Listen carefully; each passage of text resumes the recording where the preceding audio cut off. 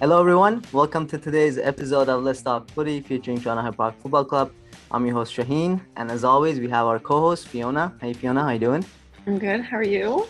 I'm good. Today we have Ajla, who has been on the podcast. She's our active star coordinator. And we also have Nic, who's the manager of Recreational Development, correct? Yep. All right, Nic, just briefly introduce yourself, tell us who you are and why you're here, and then we'll get going. So my name's Nick. I'm the manager of rec at North Toronto Soccer, like you said, and I've been with the club for pretty much my whole life, but full time, I've been with the club for almost 6 years now. Isla and I have been talking about inclusive soccer and getting our programs more aligned. So I thought it was a great opportunity to share a bit of our knowledge and experiences and get the word out on the programs. All right, nice. Welcome. Fiona, you want to tell everybody why we have Nic from North Toronto Soccer here, why Isla is here? Well, because we're like Toronto High Park is partnering with North Toronto on our new All Abilities program, which is amazing, by the way, because North Toronto has their own Special Olympics program. So I think that is also partnered with like another company thing. I don't know exactly the details of that. More or less, yeah. But that's why they're both here, because they're both amazing. Isla, if you want to explain to everyone what our All Abilities program is. Sure. Thanks, Fiona. So we've had an All Abilities program at the club prior to me sort of taking it over. It was all volunteer run, actually run by one of our, don't know if he's still on the board. His own kiddo was in the program. It was amazing. It was all volunteer run. And then sort of things dissipated because the pandemic hit, and it gets tricky when someone's volunteering their own time to do everything. So I have a really big passion for making sure everyone has access to soccer, and that includes kiddos who have special needs. So I wanted to sort of take it under my wing. And that's when we started it. We tried it out this past summer, and it was wonderful. So we've continued it this fall. And that's also why we wanted to chat with North Toronto, because we wanted to make the program as big and wonderful as we could and give as many people the opportunity to be a part of it. So that's sort of the little tiny story that High Park's had with our All Abilities program. And we're hoping the story is just going to get a lot bigger as the years go on. This is good. It's kind of like Real Madrid and Barcelona coming together, you know? I like it. Fiona, don't make that face. I have to mention Real Madrid in every episode. Yes, I know. It's a must. Thanks, Isla. Nic, can you please tell us how the program started in your club and how it has expanded maybe, and then we'll talk about how we have come together and what the plan is for the two clubs. Yeah, for sure. So our club started out with the Special Olympics program, and that was partnered closely with Special Olympics Ontario. Tom Wad was the last person in charge that led the program and really got it off the ground and got lots of interest and structure in the program. We're really fortunate where we have a board and a club that really supports the program, making sure it used to be low cost, now it's free of charge for participants, and supporting it with field space, gym space, equipment, and personnel, coaches throughout the years. We've had it for, I think this is the eighth or ninth year that we've had the program. I've been running it for the past 3 years now. And it's slowly grown and snowballed into something more. And I've really tried to make a conscious effort of connecting with other clubs, other organizations, and really pushing it to make it bigger and more well-known, because what I've found is the hardest thing is getting new players. I'm sure you're going to have that struggle of getting that word of mouth, because that's how these programs grow. It's not so much of Googling and finding, it's more hearing it's a good program, hearing your kids have fun and that it's accessible, and then trying it out. So one of my goals was to partner with clubs in Toronto and start, just more than anything, it's more pushing people to try and do it, and really trying to get everyone to have access to the program. So that's why when I connected with Isla, she was already kind of getting it going, getting the program started. And it was just a chance to talk about what works, what doesn't, the obstacles we've had. She had a plan already set out. It was more kind of someone to bounce ideas off of. So I really didn't do much for her. She could have run it perfectly fine on her own.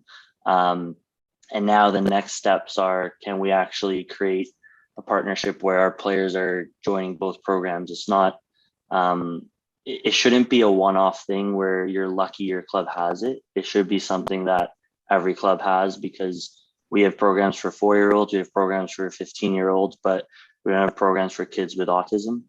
And that's not really fair, because everyone should have a chance to play and love the game. So I'm really happy like High Park is really on board with that as well, and that we're going to grow the game from there. Amazing, amazing. You mentioned, and Ayla, feel free to jump in, or Fiona. You mentioned some of the obstacles that you guys faced, some of the challenges. Can you name a few of those, guys? What were some of the? No, honestly, because I'm sure there was a lot of things that had to get done, and it's good to know what those were and how people can help. So let us know. I can jump in Yeah. just to sort of add to what Nic was saying. One of the biggest ones that Nic mentioned already, and we can talk about a bit more, is getting people to know the programs being offered. I think that really speaks to the lack of programming available for this community.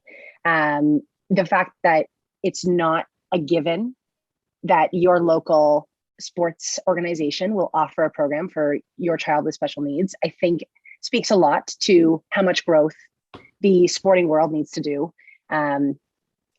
in general. Like Nic was saying, a lot of programs and a lot of clubs don't have programs for children with autism, or programs for children in a wheelchair, or children that are blind. So the fact that it's not a given makes it really sad, actually. So what that also means is that the families who do hear about it need to know a bit more. They're not going to jump on the bandwagon and just be like, oh, you have a program for children with special needs? Okay, yeah. Like, I'm going to send my kid there. I think that they want to ask a lot more questions, and they want to be a little bit more sure, because they want to know what's going on and who is running the program and what the program looks like, to make sure that the program's a suitable space for their child, where their child can grow and be happy. So word of mouth is huge. It's actually the only way we really got participants at High Park. We had to have someone else who these families trusted to say, hey, Toronto High Park is running an all abilities program. I think your child would really like it. Reach out. But it just means, it's a huge obstacle, because without big numbers, you can't make these programs effective. You can't make these programs special. So that's a really big one. And then truly, the one that I'm really working through right now is a lack of resources, and that's not specifically with regards to finances. The club has been wonderful, and Toronto High Park fully supports the All Abilities program, and will do whatever they need to do to make sure we are financially supported. But by that, I mean also in the information that's out there, and the people who you can talk to about how to make this program the best that it can be. It's really tricky to find great resources for things like what kind of activities we can make, or resources in what are the best ways to work alongside somebody that has autism. And then on top of that, resourcing coaches that want to work in these programs, and coaches that are trained and skilled enough to make this program the best that it can be. So those sorts of things also kind of put a barrier up. It just makes it a little bit more tricky to sort of make the program run as easy as it can. It adds a different level. Nic, do you have anything you wanted to add? You did a pretty good job, but one obstacle I've found for every club starting out the program, or anyone having that conversation, is themselves. Is you're worried about making it perfect, making sure everyone's fully trained, have all the right equipment, the perfect space, and the list will go on forever, right? So what I found is just get the kids playing, get a ball, bring some kids out. Staff wise, we all have players who want to volunteer, and once they start doing it, they love doing it. So we have access to people that are keen and interested in helping. The most important thing is get these kids out there, get them playing, and then you'll figure out the bumps and you'll smooth it all out, because As you move forward, yeah. yeah, exactly, right? Like it's not going to be perfect. I've literally stood in the center of the gym sweating, freaking out, because we actually ran out of balls for the practice because more kids came than I expected. We had one girl who was volunteering run to her car to get her own ball to have the kids play with. And I remember speaking to one of the parents afterwards, and she'd been part of the program for years at that point. And this is when I newly took over as well. And I was like really like distraught after, of like, that was terrible. And I'm like, hey, like, how do you think it went? Like, any pointers, like, please let me know. And she's like, oh, I was chatting with like this mom over there. I didn't even notice. And I was like, that's great, because you got to relax and let the kids be kids and you not worry about it. And you had faith in the program that you're not like picking it apart. But then part of me was like, okay, I've got to do more homework, because like I was saying, you need resources, you need to have an idea of what to do. And you're going to get a lot more curveballs than you would in a typical program, where you might, like, I have one player who was non-ambulatory, so she couldn't walk on her own, right? And another who is visually blind, like or sorry, legally blind, visually impaired, but he could barely see 6 feet in front of him. So all of them are in the same environment, and now it's adapting it to all of them at once. And that's it. It's challenging, but it's not impossible, and it's not perfect. So it's really like, get it going, figure it out, and it, like, parents and players really appreciate it. They love the things we do. I'm sure you've seen it already. And the opportunity to get more kids playing, and we all see the benefit of sport, especially after the pandemic, with the social side being huge. You really see the benefit of it for these kids as they continue to go. So For sure. And you're right. There's no way it will be perfect. I mean, our regular soccer practices, sessions, programs are never perfect. There's always things that happen. But one thing I actually genuinely want to know is, in terms of staff, is there experts that need to know what they're doing, or is it anybody that's interested in working in this program can join in and help? How does that work? I think the number one thing you have to have as someone who works in any program with young kids is a desire to want to work with young kids, whether they're typically developing or they have special needs. Like, you just have to want to be there. That's your number one qualification. Beyond that, I think what's always great, it's kind of nice if you can find someone who's worked with children with autism or worked with children who are blind. That's always a bonus.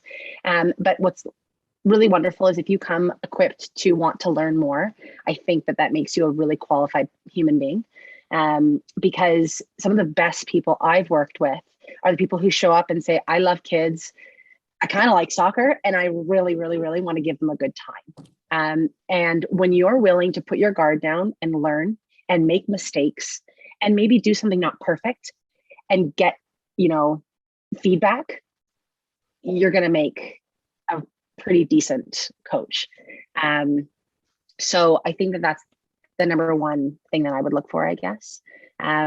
We at High Park specifically tried to seek out teachers if we can, specifically teachers who might work in classrooms with children with special needs, because that gives them some more knowledge and some more experience, which would be helpful, especially in the soccer environment.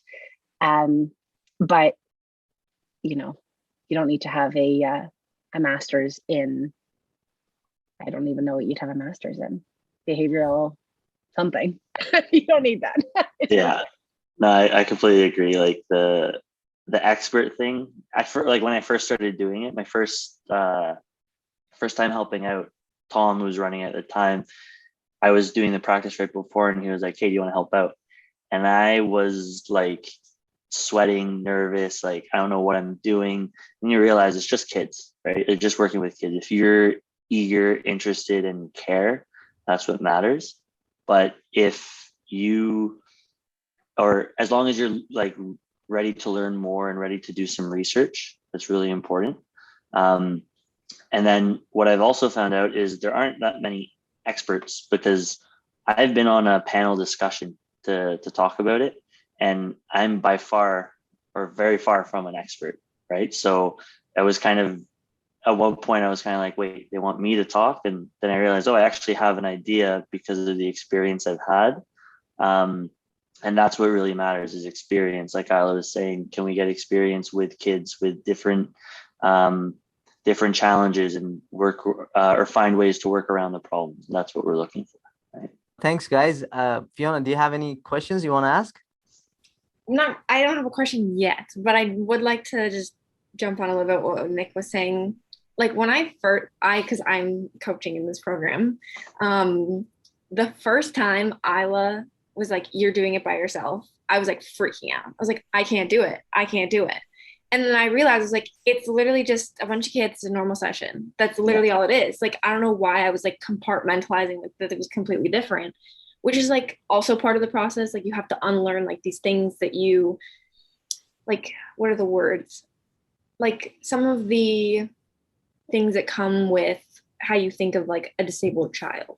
The like, stigmas, that's the right word. Like, and how you can coach them or how you can teach them like these different ways, because they're just kids. Like they're just kids. They're there to learn. They're there to play soccer. They're there to have fun. Like that's all it is. And I did in fact cry after the first session I ever did with Ajla, because I was just like, this is the greatest thing I've ever done, because it's just fun. Like these kids have so much fun, and like you can see that they love it, so it makes you love it even more and you want to do it even more. So it's just like, I just want soccer to be accessible, and it's not, and it really sucks. Like I didn't even know we had this program until Ajla, told me about it. I don't know, was it like last Christmas or whatever?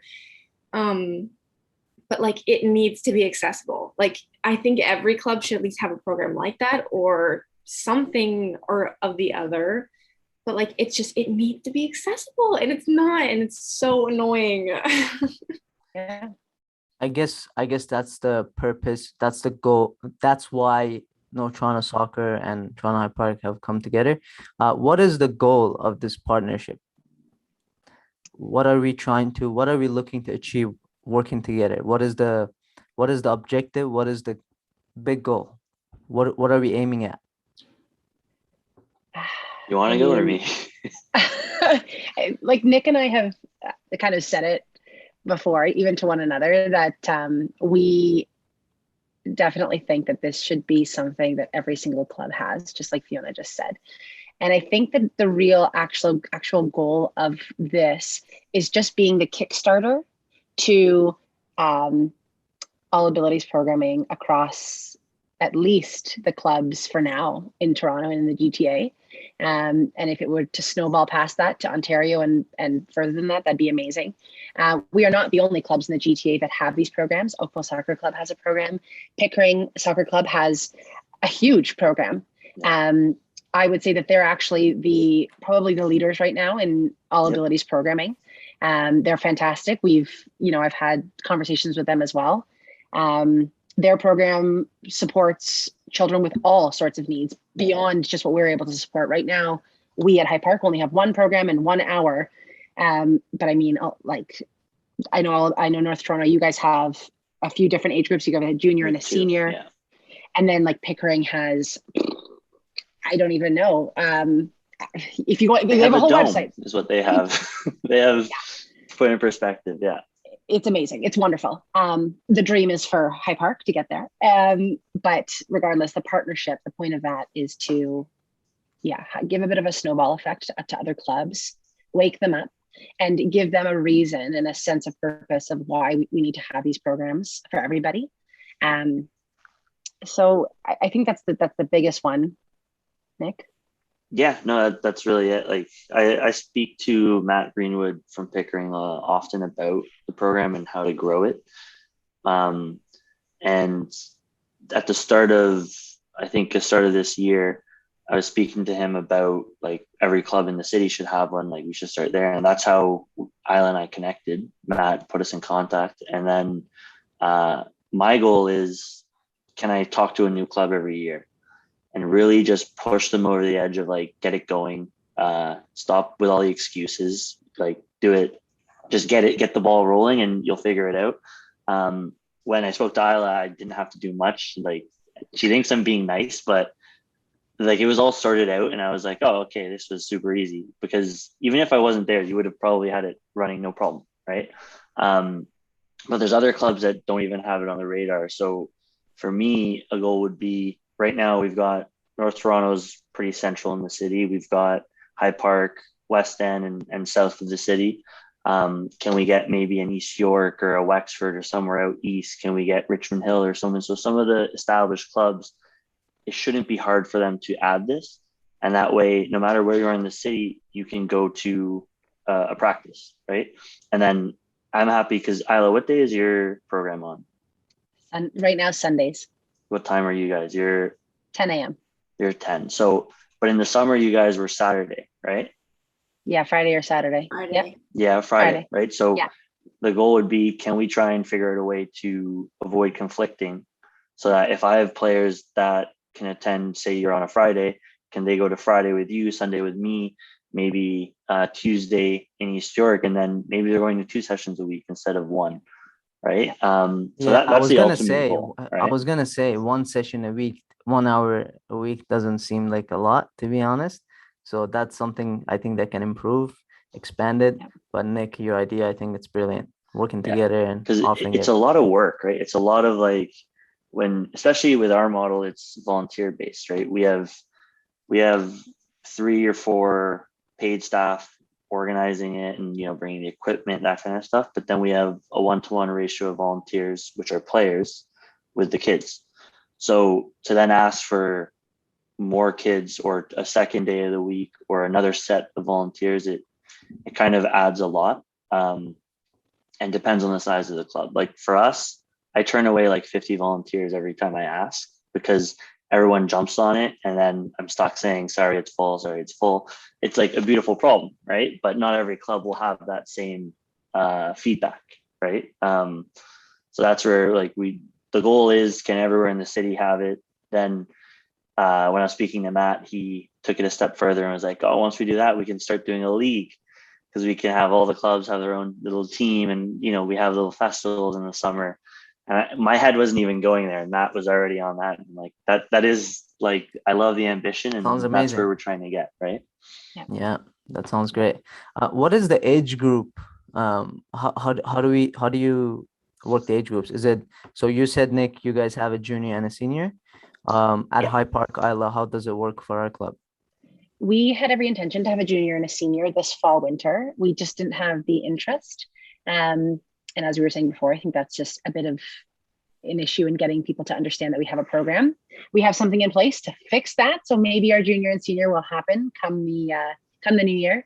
But we accept players really of any age. We kind of tap out at U18, technically speaking, but that is going to be very dependent on where the actual child is in their development. So a child who might be 21 may do really well in our senior group, because developmentally they manage just fine with people younger than them.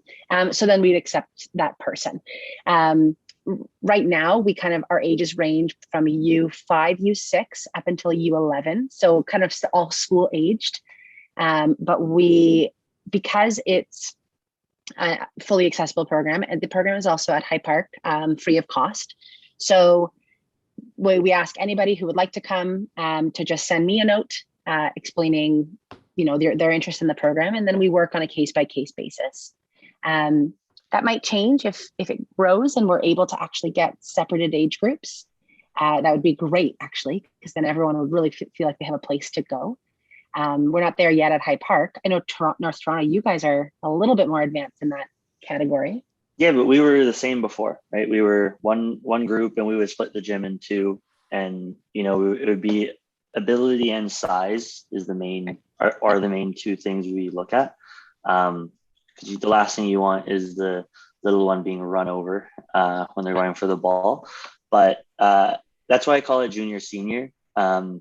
because it's not age, right? It's more just, do you fit with the junior, a little less experience, needs a bit more one-to-one attention, or with the senior group where they'll play, like if we left them for the hour playing a game, they would do it the whole time, right? And when we have our volunteers play, our volunteers are playing against them or with them. And, I'm busy telling them like, stop those shots or like make those tackles, because that's the kind of level they're getting at, right? So we try to be as open and as broad as possible, because again, this is all about being inclusive and allowing or finding a place that they're able to play in. So like I was saying, it's just send an email and turn up and see if it fits, right? That's all we're looking at. If you like it and like it works, keep coming, right? That's all we're looking at for it. So I'm not too picky, or not even picky. I don't even ask too much about what are we working with here. Does your child have autism or Down syndrome or whatever it is? The only things I'm asking is what works well for them. And then they might say, oh, they're visually impaired, so like you need to be able to explain it really well, or that they're not nonverbal, so you need to do lots of cues and different colors, things like that, right? So it's all about just finding the best fit and finding what works for them. Yeah, Nice. exactly. Same exact process. Yeah. And actually, that was Nic's advice, and which is why I did need him. This is the one thing I said. He said more than one thing. Let's just get that on the record. It was more than one thing, and it's exactly why having these conversations is so helpful. So if any clubs are really nervous, give Nic a call. You can now give me a call. I feel equipped enough to give some advice, but yeah, that made it so much easier for me to feel less nervous about who I was inviting and how I was running the program. So it's great. Partnerships are the best. Yeah. I've done my research. Both North Toronto and Hyde Park, we have the program outlines and overviews on our websites. And of course, I think your information, Ajla and Nic, they're on the website for people that are interested to learn more about it. I guess they can go on our websites. They can find your email there, your name, your contact information, and then they can reach out to you. Is that how it works? Easy as it is, yeah. Yeah, exactly. And I want to call out Richmond Hill Soccer Club. Nic mentioned I used to coach there, and I think they are a very established club, and they should definitely come on board for sure. Well, they're probably my next call in the next couple months, so don't worry. Yeah. I'm currently in critical disability studies at U of T, so I'm constantly trying to find ways to problematize things, which is not what I'm trying to do right now, but like at the same time, I'm intrigued by a lot of this, and it's helping me learn through my course and through this, et cetera, et cetera.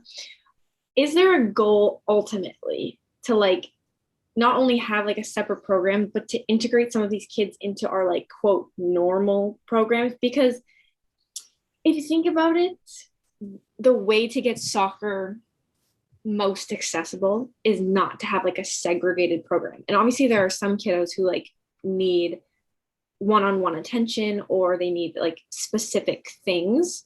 So would there be like an ultimate goal to like have some of these kids who are in our all abilities program into our like regular, I say quote regular because it's, it's a weird way of saying it, but into our programs, like how, like, you know what I mean?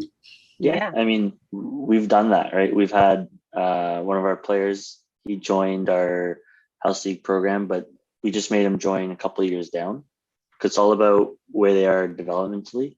And what we've done is just keep him with that same group, because then the players in the group know him and know kind of how to help, how to make sure he enjoys it as well. And he joined again this indoor season. He's playing and happy as ever. His dad's telling me like, oh, I wish he would like go kick the ball a bit more, because he seems to just be doing sprints up and down the field. But that's the next challenge, is how do we get him like more involved? But for sure, that's always what we're looking at. How can we get them where they need to be, right? And if they're not challenged enough, it's okay, can we go join our active start program or our recreational house league or whatever it is? And that's always a conversation I'm open to with parents. And now that you mention it, something I should kind of push on some of them a bit more, because I think they get really comfortable in like, oh, this is so fun. They have their friends and they're so used to it. But if we push them a bit more, can they do one more practice a week in the other program, right? So I don't think you've had any players transition yet. That would be a record time in one season. So Yeah, no, we're not there yet. I did actually, though, Fiona, that you said I had an experience. I did used to volunteer with Oakville Soccer Club in their Breaking Barriers program. And I specifically was paired up with one kiddo who was ready to transition over to a little bit more structure and in another program. And honestly, the conversation was just the same that many of our coaches had or have had of, should this player be moving here? Is this program suited better? Is this team suited better for this program? It's the same conversation.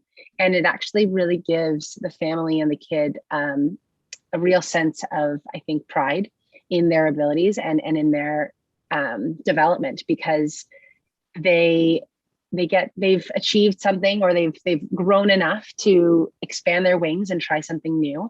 And I think that's so exciting. And this kiddo in particular had an amazing time.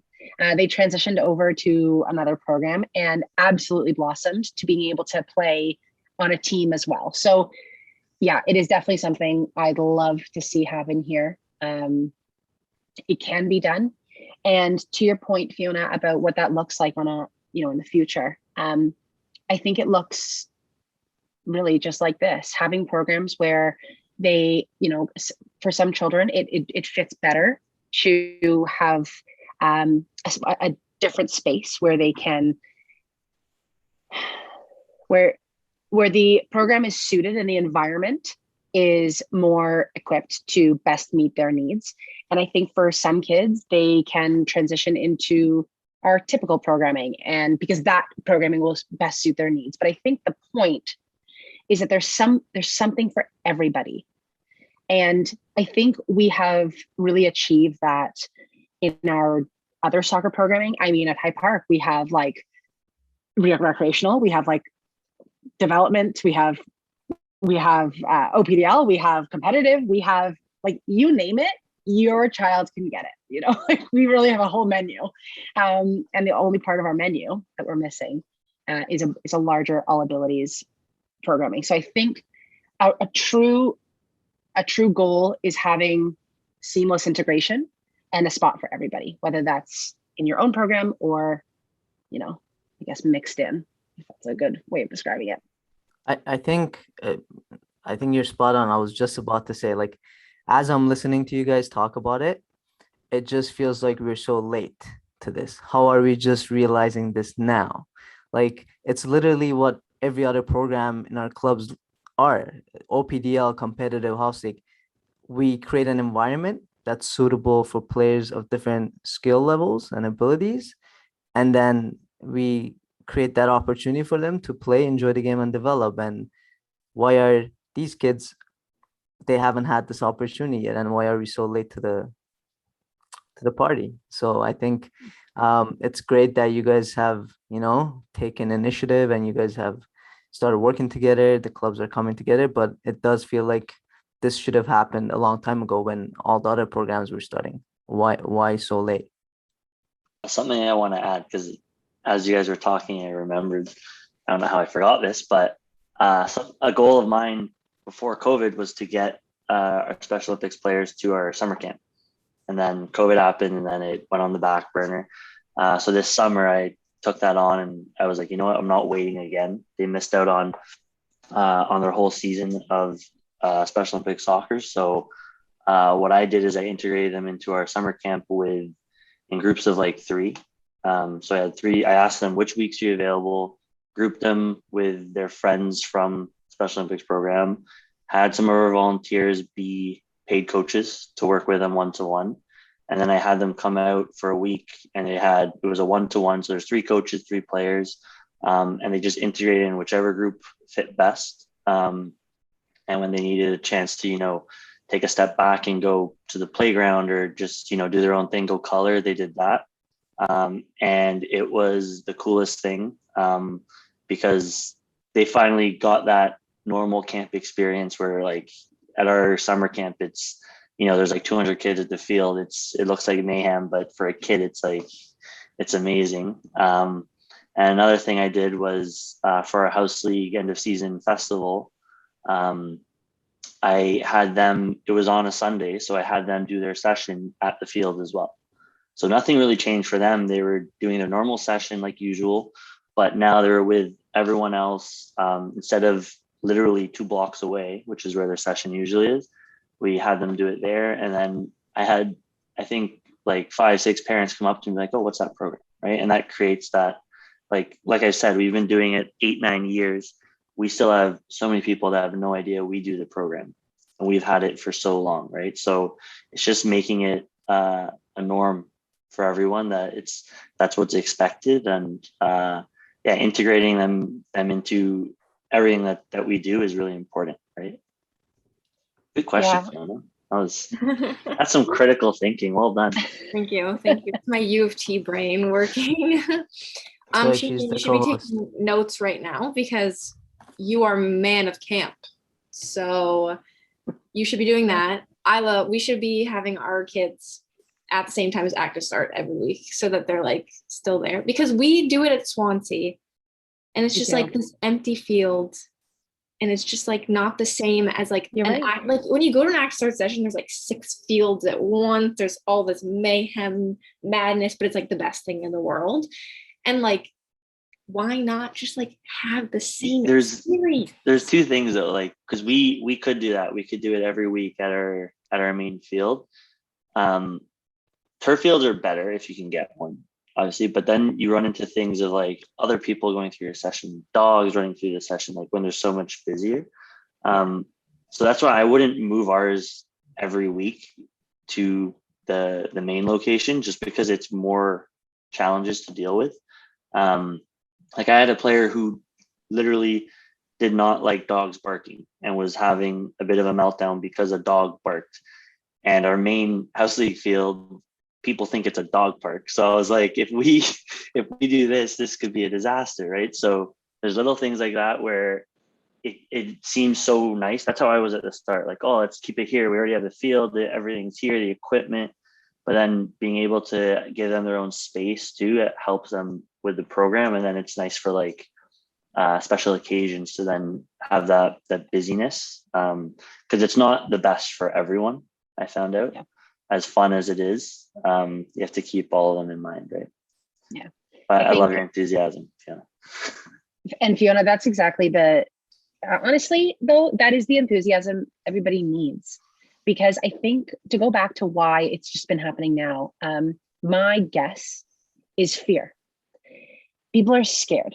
People are just nervous to do it wrong. People are nervous to not know what to do. So everyone this thinks, maybe I shouldn't, maybe we shouldn't. Because truly it's not, it is a lot of work. Everything's work. Every program you put on is work. But in my opinion, it's not enough work to say that's too much. So I think it's just the actual fear that people not being nervous on not knowing what to do. But when you come with that level of enthusiasm, Fiona, and if more people had it, I think they'd get over the fear. And then you just ask the right person what's the best to do. I mean, we were on a grass field all summer, and I actually was nervous about that because I thought, can children in a wheelchair come on a grass field? So it was a big reason why we've actually moved to a gym. We got offered turf. Our general manager was like, I could get turf time for you. And I was like, oh, turf, oh my gosh, that'd be so exciting. And it would be. And I mean, in the future, we'll definitely get a program on turf because that's like the be all and end all of soccer. But part of the reason we, chose a gym was to give it some accessibility to those kiddos who might come and want and be in a wheelchair or need a walker, where turf can be trickier. So again, in the future, having, a turf location and a gym location is going to be great. But you definitely have to have those considerations in mind when you're creating these sorts of programs, right? As Fiona mentioned, Nic, Ajla and I work for camps. So it's definitely something that I will reach out to you and, ask you and get your advice, because I think it is a great idea. And that's something that we can also work towards achieving. So I'll get in touch with you about that. Yeah, for sure. In terms of what is the next thing that we're doing together, NT and High Park, what is the next thing that's happening with We're all probably of it? playing each other this weekend with one of our teams, but I don't think you meant that. No, the All Abilities program, I mean. I don't know. Well, Nick and Ajla and I I- have to have a meeting. Yeah, well, we were talking about trying to get our kids to attend each other's sessions. That would be the goal. I think we have to sort out the timing and stuff, because they conflict, and that happens in the winter, right? In the indoor, we you have less choices, right? So I'm sure we'll connect and try to figure out a way to do that, because I think my players would be happy to come to your sessions. And then that'll help you, because it creates more of an environment like to play, right? Because it's hard. Sometimes it's hard if you had how many kids? 7? Yeah. Like, even if say you have 10 kids, if 5 don't come, now you have 5 kids, and you're like, wait, what do I do? And one's crying, and another one needs to go to the bathroom. You have 3 kids left, and you're just like, what happened to my session? But I mean, we've gone through it, and it's just pushing through, and it keeps growing. And I think we'll be talking a lot about it and continuing to make both our programs better, right? Yeah, I think there's just the key right now is just to keep each other informed about what's been happening. We, just send an email back and forth, shoot a text, and make sure that we both sort of know what's going on, and how we can do things. And I know that, right now I'm in the process of connecting with some schools, and getting them involved and sort of spreading the word that that's what's been going on. And luckily, if they ask me what else is going on, Nick's my first point of contact. North Toronto gets dibs on everybody. So I think that's just the wonderful part. And to anyone else, listening, and if they work at a club and they want to create their own program, I think forming a partnership with a local club, honestly, for me, is a huge safety net. It feels like I'd feel pretty on my own if I didn't have someone so close in the city, or another club so close in the city that wasn't working alongside of me. And I think that's so important, because, partnerships are everything, and it doesn't matter that we're from different clubs where it's irrelevant. We all play the same sport, and we all have the same goal, and that's what matters. Spot on, 100%. I agree. Good stuff. I like good stuff. Good little comment there. I don't have anything else that I have on my list that I want to ask. If there's anything that maybe you miss, you guys want to mention, I'm all ears. If not, thank you guys for your time. Thank you, Shaheen. This is a great thank you topic. guys. We Yeah, no should problem. we'll redo it again in a year's time and see how far we've come. Yeah, I would I love to. completely agree. This is it's a good chat, and nice hearing. I haven't gotten an update from Ajla yet, so it's nice getting one now. I know we've both been really busy, but I really appreciate you guys having me on. And I'm gonna make sure to share this with our club too, to get more word of mouth going on around the program. So really appreciate your time, guys. Sure, for sure. All right, thank you, everybody. Thanks for listening, and hope you enjoyed the podcast, and we will see you next time. Take care. Thank you.